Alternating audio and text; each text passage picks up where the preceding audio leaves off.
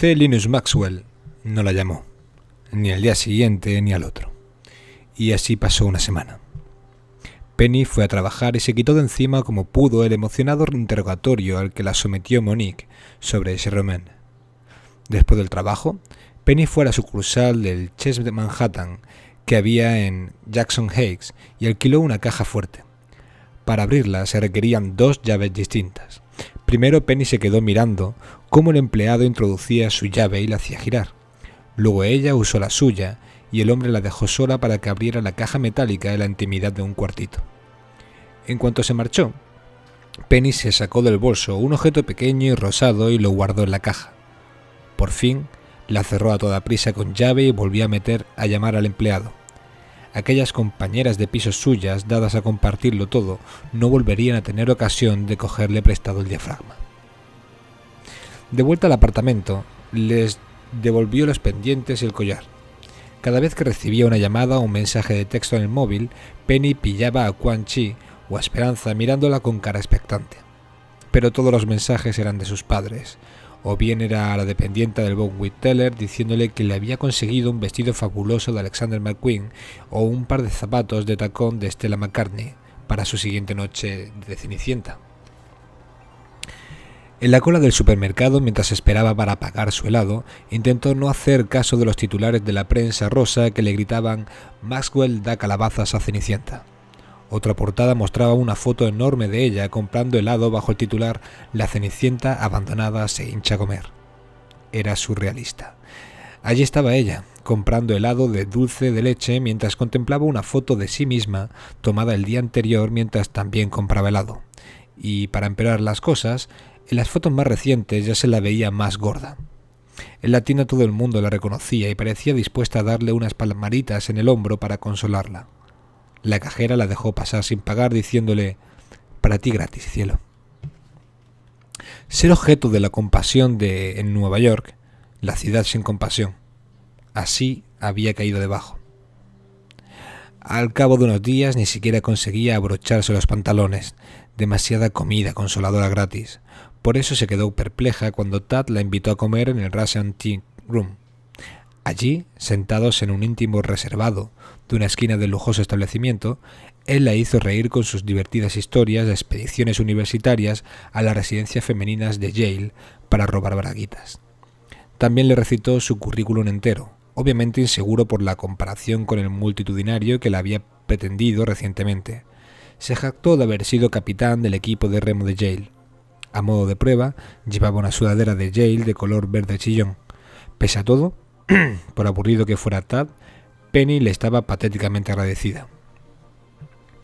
El parloteo y las fanfarronadas del joven la distraían de su humillación pública y de sus penas abrumadoras. Tad no era feo, o al menos era más apuesto que el insulso y rubio Max, y existía la vaga posibilidad de que algún fotoperiodista itinerante del Post les hiciera una foto juntos y la publicara bajo el titular «La venganza de Cenicienta». Para su sorpresa, Penny se encontró cogiendo la mano a Tad por encima del mantel de lino blanco. En realidad solo había querido aparentar ante el resto de comensales que estaba haciendo manitas con Tad, pero al mismo tiempo estaba pasando algo mágico. Vibraciones, química, magnetismo. Los dedos de ambos ya estaban entrelazados y mucho. Ella se preguntó si podía llegar al banco y acceder a su caja fuerte antes de que cerraran. Penny no era ninguna mojigata, no era ninguna institutriz remilgada de las que siempre están chasqueando la lengua. Para ella, la intimidad fuera del matrimonio no era pecaminosa. Simplemente nunca le había visto ninguna ventaja a la promiscuidad. Durante sus trabajos universitarios sobre la identidad sexual, se había enterado de que un 30% de las mujeres eran completamente anorgásmicas, y ese parecía ser su caso. Por suerte había otros placeres en la vida. Bailar salsa, por ejemplo, el helado, las películas de Tom Berenger. No tenía demasiado sentido arriesgarse al herpes, las verrugas venéreas, la hepatitis vírica, el VIH y los embarazos no deseados en busca de una satisfacción sexual inalcanzable.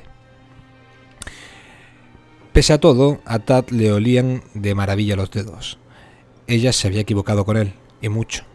Aquel abogado joven y ambicioso la quería a ella, no a Monique. Se le veía en los ojos y quizá también se estuviera equivocando con el sexo. con el hombre adecuado, quizá ella pudiera obtener ese placer que te pone el pulso por las nubes. Penny, balbuceó él. Sí, Penny tragó saliva. Para tranquilizarse, posó la mirada recatadamente en la cesta de palitos de pan con queso. Cuando por fin se atrevió a mirarlo otra vez, repitió: ¿Sí, Tad? Él le cogió la mano con más fuerza. El renacuajo. Aquel almuerzo sencillo se estaba convirtiendo en todo lo que no había sido su fabulosa cena en Saint-Romain. Apasionado, seductor, cargado de sugerencias eróticas. De pronto le sonó el teléfono en las profundidades del bolso. El timbre la pilló desprevenida. Penny, continuó Tad, siempre volvió a sonar el teléfono. Penny intentó no hacer caso de la llamada, se le tensó todo el cuerpo. Tad reunió valor. Si ya no estás saliendo con... Frunció los labios y se acercó a ella. Se acercó mucho. Ella pudo olerle la deliciosa ternera Orlov en el aliento. Pero Penny esquivó su beso. Era imposible no contestar a esa llamada. Perdona, le dijo en tono despreocupado mientras sacaba el bolso del teléfono, porque era el tono de llamada de Max. Era injusto. Tal como intentaba explicarle Penny a la gente, C. Linus Maxwell no era un simple niño prodigio de Internet. Era muchísimo más. Dirigía un grupo multinacional de compañías que lideraban el mundo en materia de redes informáticas, comunicaciones por satélite y banca. Penny le subrayaba a Monique que las empresas de Maxwell daban trabajo a más de 1 millón de personas y ofrecían servicios a cientos de millones. Todos los años su fundación benéfica donaba $1.000 millones a una docena de causas destacadas, desde la lucha contra el hambre y las enfermedades hasta la promoción de los derechos de las mujeres. Tal y como podía atestiguar la presidenta Hind, la igualdad de géneros era un sueño muy importante para Maxwell. En Pakistán y Afganistán, por ejemplo, tenía escuelas donde las chicas podían luchar por un futuro más esperanzador. También financiaba por todo el mundo compañías políticas para elevar a las mujeres a posiciones de liderazgo. Y eso le contaba a Penny a todo el mundo, que aquel orgullo y altruismo convertía a Maxwell en mucho más que un cerebrito rico. Y lo que se contaba a sí misma era que le gustaba estar con él. Pero costaba de creer, sobre todo a ella misma. En la oficina, Monique le preguntó: «Chica domaja, ¿usas diafragma?». Volvió la cabeza con gesto atrevido, haciendo tintinear las cuentas de sus trenzas. Sin esperar respuesta, añadió: «Porque si lo usas, quítatelo. Quémalo, arrójalo al váter, tira de la cadena y deja que ese tío te preñe». No era asunto de Monique, pero aunque ya llevaban un mes saliendo juntos, Penny todavía no se había acostado con él. Sus padres la llamaron en plena madrugada. Penny sospechaba que con la esperanza de pillarla infraganti con Maxwell. Ella les contestó adormilada: «¿Qué hora es?». Su madre gritó desde la otra punta del país: «¿Cómo no puedes amarlo, con lo rico que es?». Y su padre añadió por la extensión: «Finge que lo quieres». «Tu padre y yo todavía no conocemos a Maxwell», le dijo efusivamente su madre, «pero para nosotros ya es de la familia». Penny colgó, desenchufó el teléfono y volvió a dormirse. No quería ser una pusilánime. Había visto recorrer aquella senda a muchas hermanas suyas de género, había visto demasiados matrimonios que degeneraban en una tétrica vida de noches de pareja o obligatorias, como sentencias a perpetuidad en una cárcel donde las visitas conyugales eran escasas y poco frecuentes. Ricos o pobres, Maxwell y ella seguían siendo dos personas que necesitaban sentir pasión la una por la otra para compartir sus vidas. Había un dato que no se le iba de la cabeza. Ninguno de los famosos romances de Maxwell había durado más de 136 días. No podía ser casualidad. Todos habían durado exactamente 136 días. Y la verdad era que Maxwell tampoco la había presionado para tener relaciones sexuales. Era muy despreocupado y agradable, sí, pero se mostraba tan distante que Penny se preguntó si Alouette Ambrosia habría mentido al afirmar que era el mejor amante que había conocido nunca. Seguro que aquella belleza francesa había estado con hombres mejores y más fogosos. Maxwell no era precisamente impulsivo. En realidad, hacía poco más que mirar, escuchar y tomar notas en su cuadernito. En las fiestas a bordo de yates, Penny tenía que aguantar que la fulminaran con la mirada toda clase de mujeres a las que no conocía de nada. Las supermodelos flacas como escobas soltaban soplidos de burla a ver las caderas normales de Penny. Negaban incrédulamente con la cabeza de pómulos marcados. Los hombres la miraban con lascivia, daban por sentado que poseía algún talento erótico que tenía embrujado a Maxwell. Sus miradas lujuriosas evocaban las escenas de sodomía desatada y felaciones expertas que imaginaban. Qué gracioso sería contarles a todos que el hombre más rico del mundo la había llevado a esquiar a Berna y haber corrido de todos a Madrid, pero jamás la había llevado a la cama. Penny ya no era virgen el día que había conocido a Maxwell. Había tenido relaciones con unos cuantos chicos en la universidad, pero siempre de uno en uno, y solo chicos, y nunca por detrás. No era ni una pervertida ni una guarra. La mayoría de sus novios habían sido miembros de la fraternidad Sigma Chi, que jugaban a hacerse los caballeros abriéndole la portezuela del coche, que le compraban ramilletes de orquídeas magenta y se los prendían al vestido con dedos nerviosos. Por lo que había visto, todos los hombres creían tener talento natural para bailar y todos querían ser buenos en la cama. La verdad era que la mayoría de los hombres no conocían más que un paso de baile, habitualmente el pogo, y que entre las sábanas se parecían más bien a esos monos que salen pinchando un hormiguero con un palo en los documentales sobre naturaleza. Ella había practicado el sexo, pero nunca había tenido un orgasmo. Al menos no un orgasmo, de esos que provocan un temblor de tierra y te dejan los dientes insensibles, de esos que se comentan siempre en las revistas como Cosmopolitan. No. Cuando Penny se licenció en la Facultad de Derecho, ya no era virgen, pero tampoco estaba pensando en sentar la cabeza. En París, durante una exclusiva cena en la terraza superior de la Torre Eiffel, Penny tuvo ocasión por fin de conocer en persona a Louette d'Ambrosia. Gracias al jet privado supersónico que tenían a su disposición en todo momento, París no parecía más lejano que en Midtown de Manhattan. Maxwell podía llevarla en un pispás a casi cualquier parte del mundo para cenar tranquilamente y luego devolverla a su mísero apartamento en Jackson Heights a medianoche. El hecho de ver noche tras noche el mismo contingente de caras resentidas y lascivas de la Jet Set International en fiestas y estrenos de películas parecía que el mundo pareciera todavía más pequeño.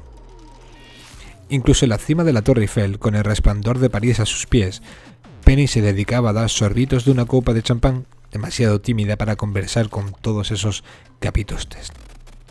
El aire de la noche era cálido, pero Penny notó un escalofrío en la espalda, que llevaba al descubierto por el escote trasero de su vestido de Vera Wang. Alguien había llamado a Maxwell, que siempre se mostraba atento con todo el mundo, y ahora ella sintió unos ojos hostiles. Echó un vistazo alrededor y comprobó que no se equivocaba. Centelleaban en la otra punta de la terraza como un par de rayos láser. Era la estrella de cine, la ganadora de 4 Oscars. Habían vuelto a nominarla ese año y era la favorita para hacerse con un 5º Oscar al cabo de unas semanas. Allí estaba la mujer a la que Penny había visto fragmentada en las minúsculas pantallas de incontables teléfonos móviles. Ahora, sin embargo, estaba entera y se veía enorme. El enfrentamiento era inminente y todos los invitados se quedaron mirando con alborozo cómo Louette se acercaba dando zancadas a Penny. La actriz se puso a caminar en círculos acosando claramente a su presa. Se movía como una pantera, enfundada en una malla de cuero de cuerpo entero que se ajustaba perfectamente a sus curvas, con sus encantadores orificios nasales dilatados, enseñando los dientes y hecha una furia. La dependiente de Von Whitteller había cumplido con su promesa y le había presentado a varios diseñadores de alta costura que ahora le vestían siempre para que estuviese fabulosa, pero comparado con aquella depredadora de hombres que se le estaba acercando, Penny se veía como una vagabunda. Como siempre, contuvo el impulso de huir de campo de batalla. Ojalá Maxwell regresara. Monique habría sabido cómo combatir a una amazona furiosa. Jennifer López o Penélope Cruz podían darle para el pelo a la francesa aquella. En cambio, lo único que se le ocurría a Penny era ponerse de espaldas y prepararse para encajar el impacto inminente. «Ratoncita», dijo una voz. Era esa voz de acento marcado reconocible de tantas películas. Unas uñas largas, de puntas afiladas, agarraron a Penny del hombro y tiraron lentamente. obligándola a girarse para mirar a quien le estaba hablando. Los rasgos increíblemente armoniosos de la actriz se veían distorsionados por el odio. ¿Tienes miedo, ratoncita? Alouette d'Ambrosia proyectó el mentón hacia adelante. Deberías tener mucho. Corres un grave peligro. Penny agarró su copa de champán con más fuerza. Si la cosa se ponía muy fea, le tiraría a la actriz el vino dulce y burbujeante a los ojos, y echaría a correr como alma que lleva el diablo.